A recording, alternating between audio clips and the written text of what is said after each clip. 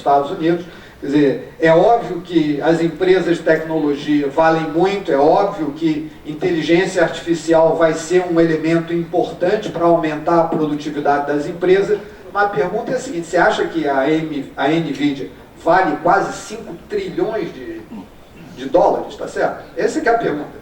Meu ponto aqui é só que eu acho que o preço, valuation, como falam os americanos, o preço deve estar errado. Eu gosto daquele slide ali que é a Bloomberg, eu não traduzi, eu peguei direto da Bloomberg, né?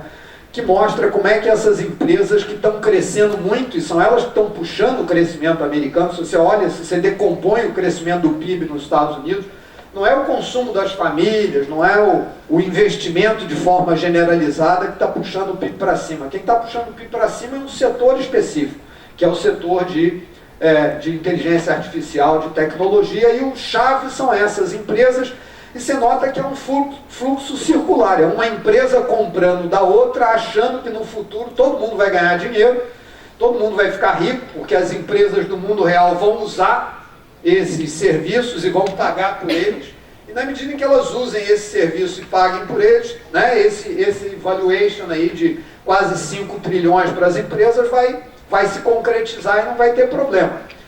Isso já aconteceu antes, como eu vou mostrar a vocês, lá no ano 2000 nós tivemos uma bolha similar, que quando afunda, quando ela estoura, todo mundo perde dinheiro. Então esse é um risco, saber se essa bolha vai estourar esse ano ou não vai estourar esse ano, né? O lado positivo é que como o juro está caindo, né, é mais difícil estourar, porque você entende que o juro é o custo alternativo do dinheiro, não é isso? Então essas empresas conseguem se endividar para ficar comprando uma das outras a um custo financeiro relativamente baixo. Quanto mais baixo for os juros, menor é a chance da bolha estourar. E como o juro está caindo, eu estou cruzando meus dedos aqui, imaginando que ela não vai estourar esse ano, mas quero deixar claro, isso é um risco.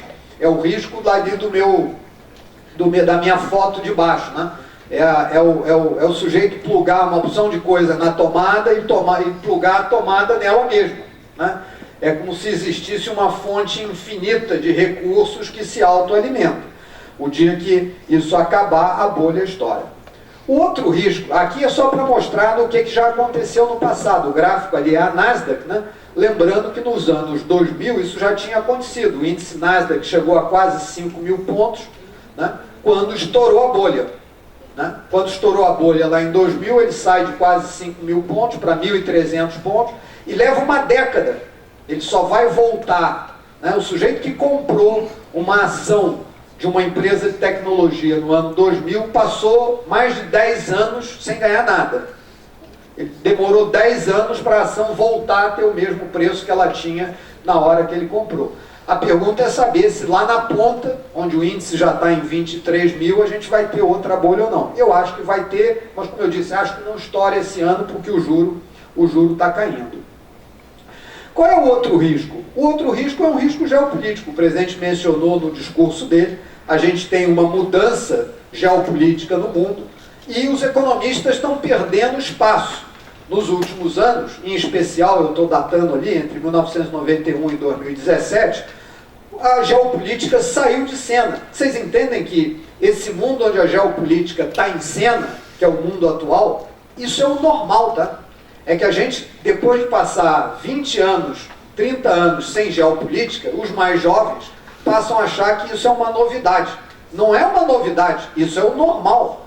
Antes, né, do período unipolar, do período onde a gente só tem uma grande potência no mundo, toda a história anterior a essa é uma história de disputa entre grandes potências, né? De 45 até 2000, até 1991 era a União Soviética versus Estados Unidos, tá certo? Antes disso era a Alemanha, a França, etc., contra a Inglaterra. Se a gente voltar atrás, era os Estados Unidos contra isso. Se a gente voltar mais atrás, a gente vai lá para Portugal e Espanha assinando o Tratado de Tordesilhas, dividindo o mundo em duas partes.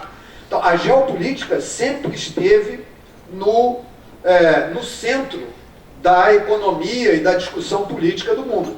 Por um breve período, quando a União Soviética acaba, a partir de 91, né, até a emergência da China, que eu estou datando aqui o ponto central em 2017, ninguém se preocupava com geopolítica. Aí é o seguinte, meu amigo, é só onde é mais barato. A gente vai produzir onde é mais barato. A empresa americana ela vai produzir onde é mais barato. Aonde que é mais barato? No Vietnã, na Malásia? Não tem problema, porque só tem uma superpotência no mundo, a gente compra dos caras. Aí veio a pandemia, a gente descobriu que comprar as coisas não eram tão fáceis, que os governos podem proibir. Aí veio a discussão de terras raras. Geopolítica está de novo no centro da economia. Tá certo? E esse é um risco. A gente não sabe o que vai acontecer, a gente não sabe se essa disputa vai se acirrar. A China está criando uma ordem econômica própria, como fez a União Soviética no passado, né? Então, se você pensar, a China cria novas instituições dessa ordem econômica, a Rota da Seda, o novo Banco de Desenvolvimento, os BRICS, todas essas instituições são instituições de uma ordem política internacional a qual os Estados Unidos não faz parte. A ordem política americana é o G7, tá certo? É a Organização Mundial do Comércio. Ninguém pensa em trazer a China para dentro do G7. Deveria, né? Porque são as sete países mais ricos do mundo. A China claramente é o segundo mais rico. Ela tinha que estar dentro do G7, mas ninguém pensa em fazer isso, porque ela não faz parte desse grupo geopolítico, ela faz parte de outro, né? Então isso é cada vez mais importante. A gente já está de novo aqui imaginando que não vai ter nenhuma novidade muito negativa. E tem os riscos domésticos, e aqui eu estou entrando na minha fase final. E tem os riscos domésticos que eu estou citando 3 aqui. O primeiro risco doméstico é um risco fiscal. O presidente mencionou, e eu falei também, né, que a gente adiou o ajuste fiscal para 2017. A pergunta é, vai ter crise até lá? Eu acho que não. Eu acho que a gente consegue empurrar com a barriga o problema fiscal, a dívida vai continuar a crescer, né? E a gente vai passar o problema, a gente vai passar o abacaxi para o novo presidente, seja o novo presidente o atual, seja o novo presidente um outro presidente qualquer. Ele que vai ter que descascar esse abacaxi. Mas vocês entendem que tem uma série de riscos de que a gente gaste ainda mais, não só o que o inapropriado arcabouço fiscal gera. O arcabouço fiscal é inapropriado, né? Eu mostrei para vocês, mesmo com arcabouço fiscal, a dívida pública não para de crescer. Mas tem uma série de gastos que a gente está tirando do arcabouço, como se, tirando do arcabouço, isso desaparecesse o gasto.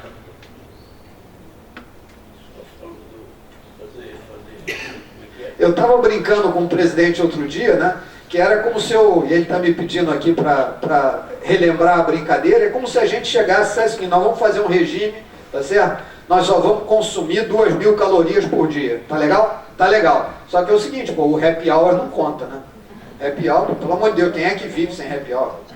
O churrasco do domingo não conta, né? Não pode estar nas 2.000 por dia, porque domingo é dia de churrasco, vai ter jogo, vai ter Grenal, a gente tem que fazer um churrasco. Tá certo? E aí você vai tirando do arcabouço. Só para dar uma ideia, há pouco tempo, ainda meses atrás, o Congresso Nacional e a Presidência da República tiraram 5 bilhões de reais para reequipar, 5 bilhões por ano, durante 6 anos, para reequipar as Forças Armadas. Nada contra as Forças Armadas, mas se vai gastar 30 bi, que é isso, 5 bi por ano, 6 vezes 5, 30, durante 6 anos, tinha que estar dentro do arcabouço. Tem que diminuir um outro gasto para aumentar esse. Esse está fora do arcabouço. O INSS tem que devolver o dinheiro para os velhinhos. Beleza, o dinheiro foi roubado, tem que devolver. Mas está fora do arcabouço.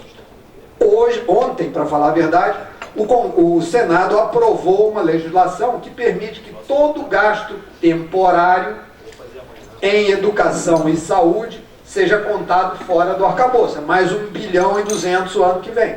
Então tem um risco fiscal. O segundo risco é que o país vai perder o seu ministro da Economia, né? Vocês entendem que provavelmente o ministro Haddad vai sair. Eu suponho que existe uma chance grande que ele seja candidato a alguma coisa, ou ao Senado em São Paulo, ou ao governo de São Paulo. E a gente não sabe exatamente quem vai ficar no lugar dele, se vai ser alguém com a mesma capacidade, com a mesma capacidade política que eu digo que ele tem. E o terceiro problema O problema interno são as questões climáticas. Aqui eu não vou gastar muito, porque não é economia, é clima, mas há uma divergência entre o pessoal de clima, se o clima, o ano de 2026 vai ser bom ou vai ser ruim. Tá certo? Então tem os mais otimistas e os mais pessimistas. E isso ficou muito claro no primeiro resultado que a Conab e o IBGE dão para a safra de 2026.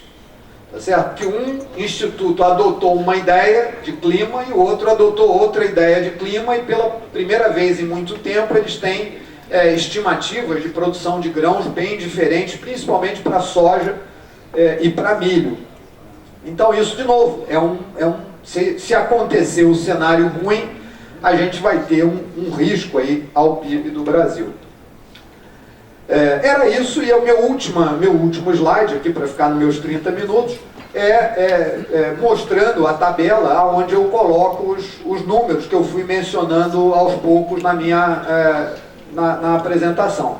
Então, a minha tabela lá, eu tenho o PIB crescendo esse ano, como eu disse, 1,7%, a inflação no Brasil um pouco abaixo de 4%, 3,9%, os juros caindo dos 15 para 11,50, e como eu disse, se a gente tiver inflação de, vamos botar 4 para fazer a conta fácil, menos ali os 11,5, nós ainda temos um juro gordo, 7,5%, ainda vai dar para ganhar muito dinheiro simplesmente comprando CDI, né?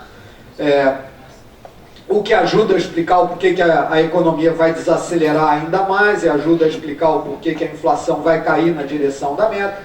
A gente vai ter um câmbio estável aí, na ordem dos 5,40, e ali a gente vê o comércio e o volume de vendas no comércio Brasil e o volume de vendas nos serviços Brasil crescendo, um parecido com o PIB, um outro um pouco acima, e o último que eu queria estressar e mencionar é o Rio Grande do Sul, crescendo acima do Brasil, porque a gente vai estar comparando com um ano ruim, né? Esse ano foi um ano de safra ruim, tá? E aí, se os dados climáticos que a gente tem para o Rio Grande do Sul hoje se concretizarem, se aí não tiver um verão seco, né, a gente vai colher uma safra melhor, e quando a gente comparar comparar 2026 com 2025, isso vai dar um crescimento acima do PIB nacional. Acho que era isso. Obrigado, bom Natal e feliz Ano Novo aí para todo mundo. Deixa o espaço aberto para perguntas, e quem desejar fazer as gravações, as entrevistas posteriores, a nossa equipe aqui de imprensa está à disposição. Eu só peço que, para fazer a inscrição, a gente diga, né, vocês digam o nome, por favor, e o veículo que estão representando. A Rosane já foi, Guilherme já foi. Por favor. Então vamos... já posso?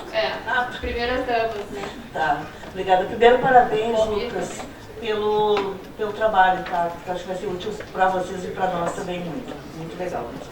Eu queria, presidente, falar com o senhor da pergunta que eu faço a cada 4 anos, né? Mesmo do risco político. No caso do Rio Grande do Sul e também do Brasil, diante dessa incerteza que nós temos hoje em relação aos candidatos, como é que o senhor está vendo isso? E também, para o professor Portugal, eu queria perguntar sobre o risco que nós falou, que é o risco da Venezuela, se há uma possibilidade de isso ter impacto no Brasil, porque a gente não sabe, poderíamos ter uma guerra aqui no nosso quintal daqui a pouco.